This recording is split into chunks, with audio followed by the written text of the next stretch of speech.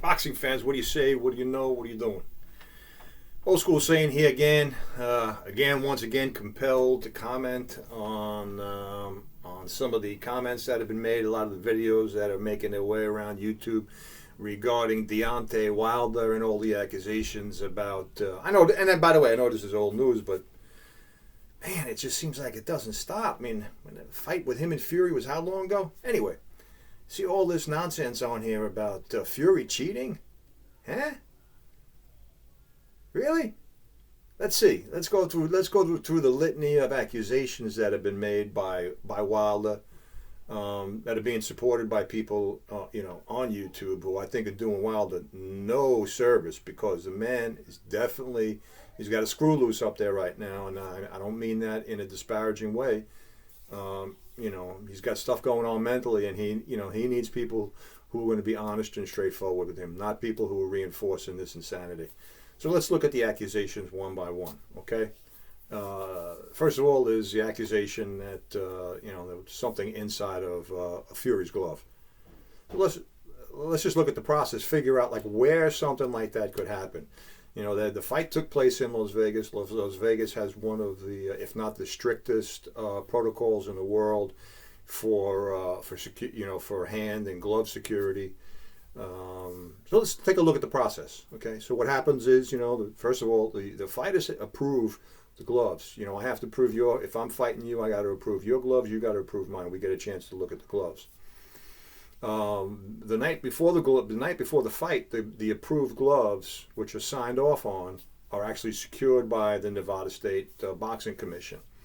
And the fighters don't see those gloves until the next day, when they're in the dressing room and they're taping and wrapping and and preparing for the fight. That's when the gloves are delivered. They're delivered by an official from the Nevada State Boxing Commission. The representative from the commission actually witnesses the taping to make sure that there's no nonsense going on. They stay there as the gloves are being put on, as the gloves are being taped. The gloves, the wrap, the gloves, and the tape used to secure the gloves are then signed. Okay. Now, the commission representative does not leave the dressing room. He's actually there when the fighters are escorted to the ring. On top of that, throughout this whole process, you've got a representative from your opponent's corner in your dressing room witnessing all of this going on. So I want somebody to explain to me how you can place a foreign object inside the glove. Okay? That's item number one. Item number two, this claim that Fury had his hand pulled down in the glove, okay, basically leaving the top of the glove with nothing in it, okay, air in it. I don't know why anybody would do that. I mean, everybody knows the best place to make contact on a punch is right here, these two knuckles right here, and leaving the top of the glove, empty makes no sense. But this is the way this crazy thinking goes. So the hand is pulled back so that the fist, the actual inside of the fist, could be used to smack the opponent. Okay, like that's gonna generate any kind of power at all and do any damage at all. The only damage it's going to do is to the guy who's throwing the punch. So that makes absolutely no sense. If I was fighting somebody, I would pray that they would do that. Please, you think that's effective? Go ahead and do it. So that's complete nonsense. The other thing is about the glove, the positioning of the glove. They have images of the glove kind of flat back a little bit, flat back this way, and then flat back this way. That's no big deal.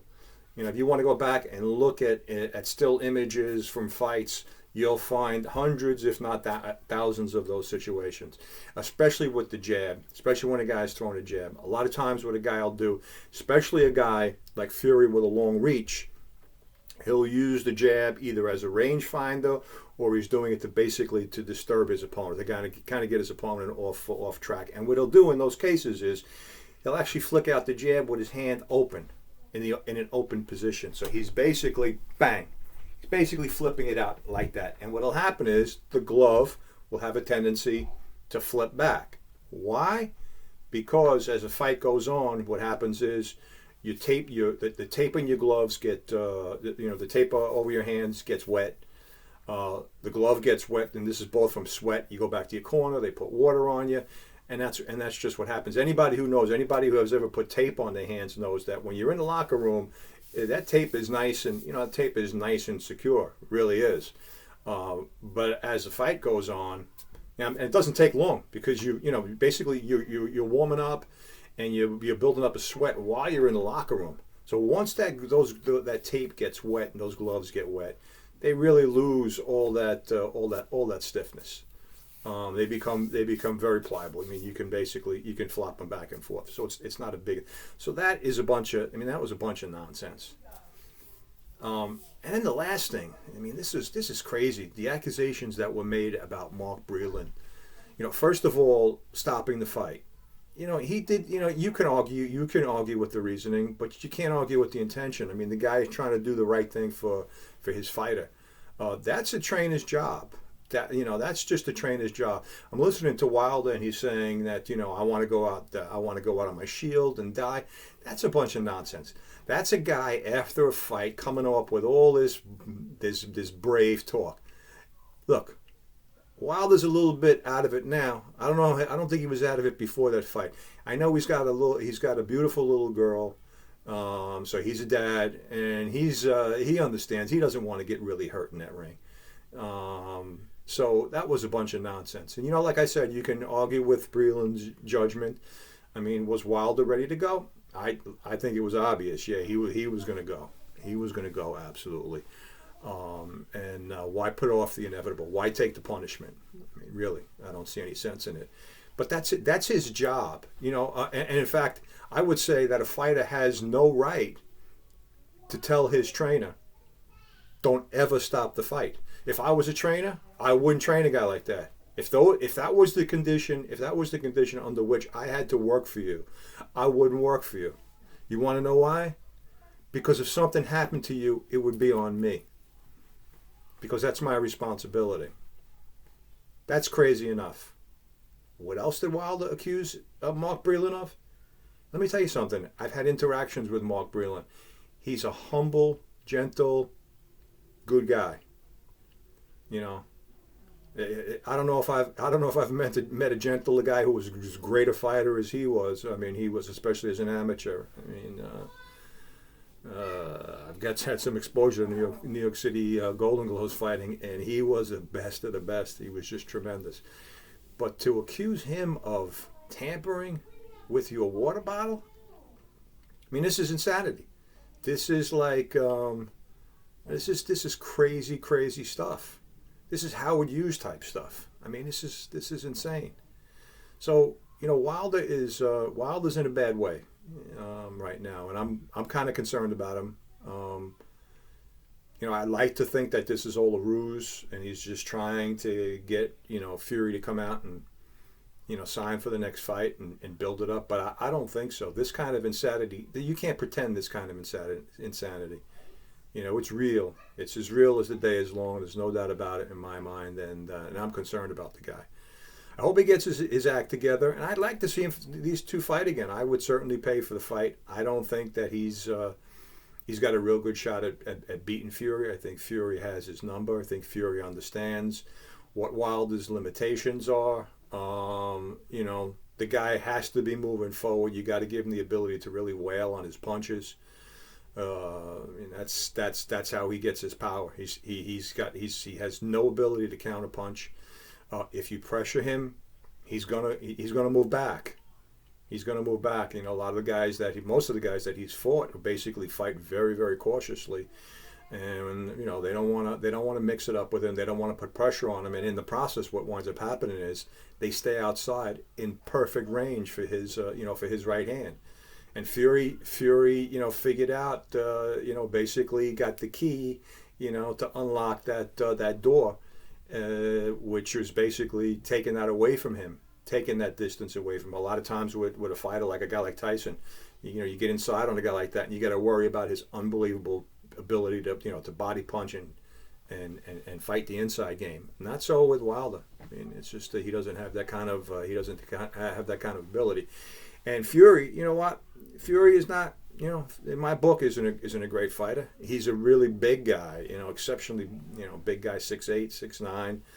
And you know what? He moves well for a guy that size, no doubt about it. But he's not a physical specimen, and his power is limited. I think he does a lot of slapping. I mean, a lot of times I look at that and you wonder, how could a guy who's fighting for so long not be able to deliver a good clean, straight punch?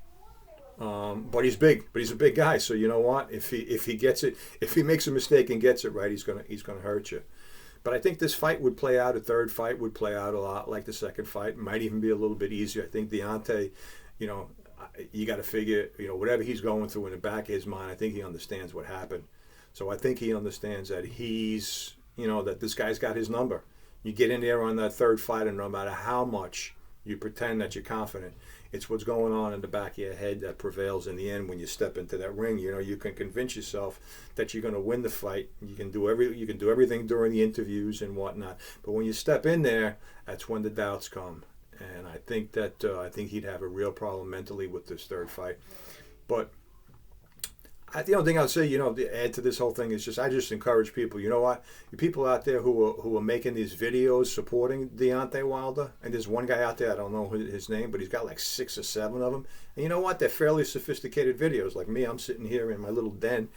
That's as sophisticated as I get. But you got guys out there making these tapes, basically reinforcing this insanity. You don't do that when you got a guy like this who's obviously not in a good way, because then he starts to believe his own lies, and that's not a good and healthy thing.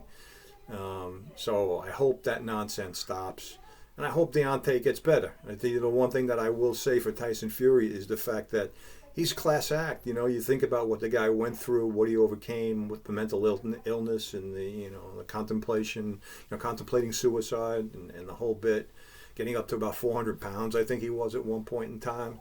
So you got to give him a lot of credit. And I've watched some of the interviews with him, and it seems that he's got a real sense of concern and compassion for Deonte Wilder.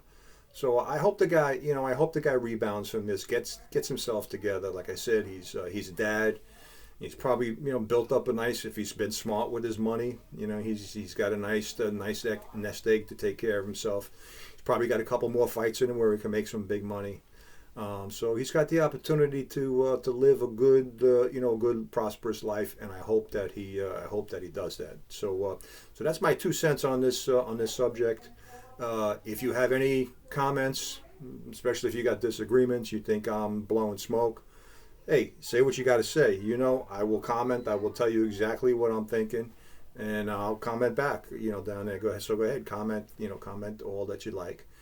And it's a Friday afternoon. I'm making this tape here on a Friday afternoon. I hope everybody has a great weekend, a blessed weekend, and a great Thanksgiving with your families. So until we meet again, remember, if you ain't, like my father used to say, if you ain't throwing punches and you ain't fighting in this life, then you ain't living. Peace out. Love you all. Take care.